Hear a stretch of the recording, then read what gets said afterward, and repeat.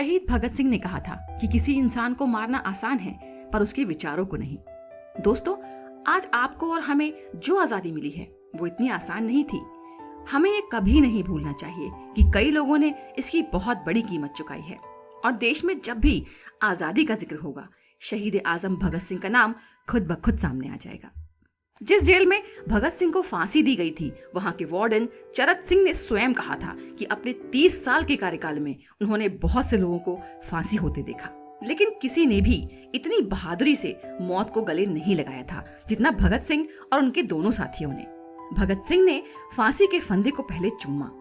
सतविंदर जस ने अपनी किताब the execution of Bhagat Singh में लिखा कि फांसी के फंदे को भगत सिंह ने खुद अपने गले में पहना था और उनके चेहरे पर डर का कोई निशान नहीं था। दोस्तों, अगर आप भगत सिंह को समझना चाहते हैं तो आप स्वयं भगत सिंह के जरिए ही भगत सिंह को समझ सकते हैं और इसीलिए उनकी जेल डायरी, मैं नास्तिक क्यों हूँ आदि अन्य लेखों को पढ़ना जरूरी है, जिनकी बुक समरी आपको हमारे चैनल पर मिल जाएगी। आज के इस वीडियो में हम भगत सिंह से जुड़े उन किस्सों के बारे में बात करेंगे जो शायद हम में से काफी लोगों के लिए अनसुने होंगे।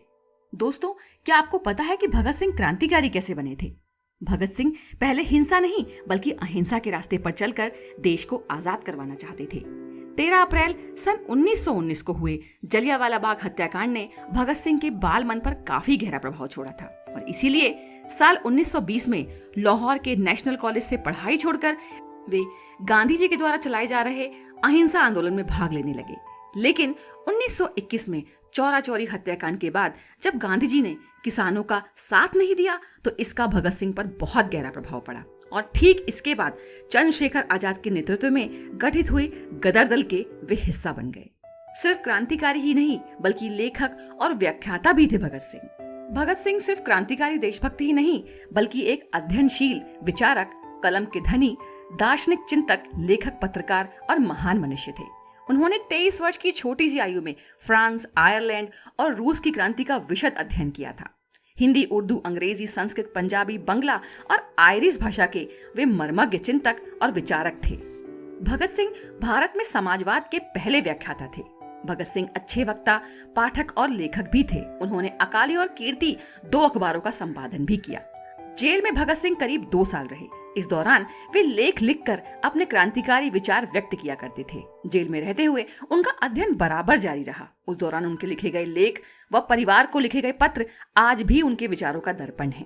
अपने लेखों में उन्होंने कई तरह से पूंजीपतियों को अपना शत्रु बताया। उन्होंने लिखा कि मजदूरों का शोषण करने वाला चाहे एक भारतीय ही क्यों ना हो, वह उनका शत्रु है। उन्होंने जेल में अंग्रेजी में एक लेख भी लिखा जिसका शीर्षक था, मैं नास्तिक क्यों हूँ।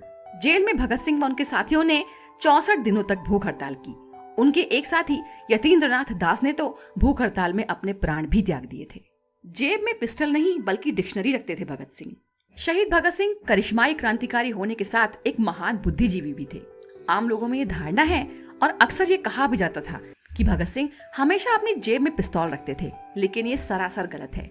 वो अपनी एक जेब में डिक्शनरी और दूसरी में किताब रखते थे। भगत सिंह के दिमाग में किताबी कीड़ा था। किसी दोस्त के घर गए या फिर कहीं बैठे तो वो तुरंत अपनी जेब से किताब निकालकर पढ़ने लगते थे। इस दौरान अगर अंग्रेजी का कोई शब्द समझ नहीं आया तो डिक्शनरी निकालकर उसका अर्थ ढूंढते थे। 6 फुट लंबे भगत सिंह एक दिलचस्प शख्सियत के मालिक थे। उन्हें फिल्में देखने का बेहद शौक था। वो अक्सर अपने दोस्त जयदेव के साथ फिल्में देखने जाते थे और उनके एक किस्से का जिक्र स्वयं उनके मित्र जयदेव के पत्रों से मिलता है। एक बार भगत सिंह जयदेव के साथ फिल्म देखने जाना चाहते थे, लेकिन जयदेव ने कहा कि वो नहीं जा सकते क्योंकि उन्हें एक गंभीर बीमारी डिस्पेप्सिया हो गई है। भगत सिंह ने तुरंत जेब से डिक्शनरी निकाली और अर्थ जानना चाहा तो ये केवल पेट का हाजमा खराब होने की समस्या भर थी। उन्होंने मस्ती में जयदेव के पेट में घूंसा मारा कि तू ऐसे उनके साथ फिल्म देखने से नहीं बच सकता। भगत सिंह टिकट खिड़की पर लंबी लाइन देखकर उछल कूदकर आगे पहुंच जाते थे। फांसी की सजा मिलने पर भी भगत सिंह ने क्यों नहीं किया अपना बचाव? जब भगत सिंह को फांसी की सजा दी गई तब लोगों ने उनसे ये पूछा कि आपने अपने बचाव के लिए आवाज क्यों नहीं उठाई।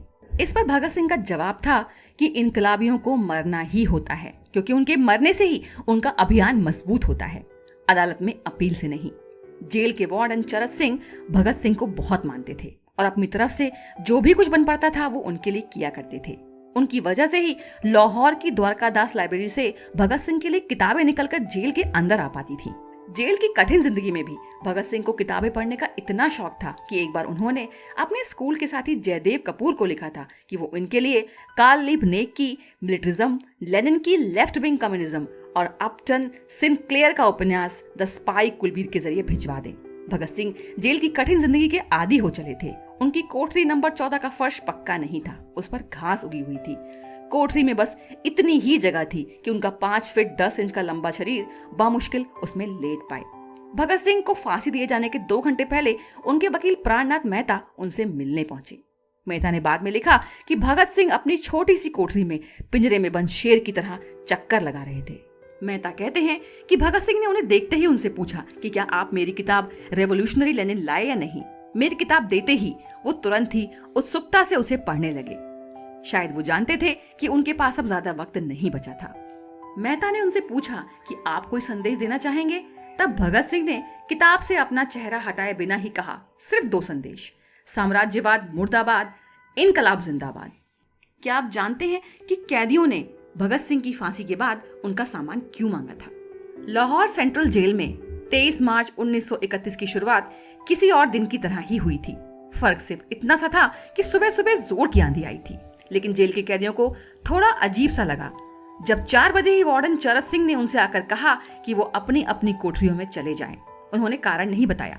उनके मुंह से सिर्फ इतना ही निकला कि आदेश ऊपर से है। अभी कैदी सोच ही रहे थे कि माजरा क्या है। जेल का नाई बरकत हर कमरे के सामने से फुसफुसाता हुआ गुजरा कि आज रात भगत सिंह, राजगुरु और सुखदेव को फांसी दी जानी है। उस क्षण की निश्चिंतता ने सबको झकझोर कर रख दिया। कैदियों ने बरकत से मनुहार की कि वे फांसी के बाद भगत सिंह की कोई भी चीज जैसे पेन, कंघा या घड़ी उन्हें ला कर दें, ताकि वो अपने पोते पोतियों को बता सकें कि कभी वो भगत सिंह के साथ जेल में बंद थे। बरकत भगत सिंह की कोठरी में गया और वहां से उनके पेन और कंघा ले आया। सारे कैदियों में होड़ लग गई कि किसका उस पर अधिकार हो, और आखिर में इसके लिए ड्रॉ निकाला गया।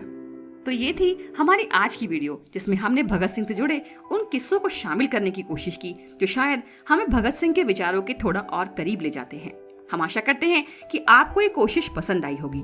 अगर आपको ये वीडियो पसंद आया हो तो इसे लाइक और दोस्तों के साथ शेयर करना ना भूलें। और अगर आप हमारे चैनल पर नए हैं और आपने अभी तक हमारे चैनल को सब्सक्राइब नहीं किया है तो इसे जरूर सब्सक्राइब करें। Thanks for watching.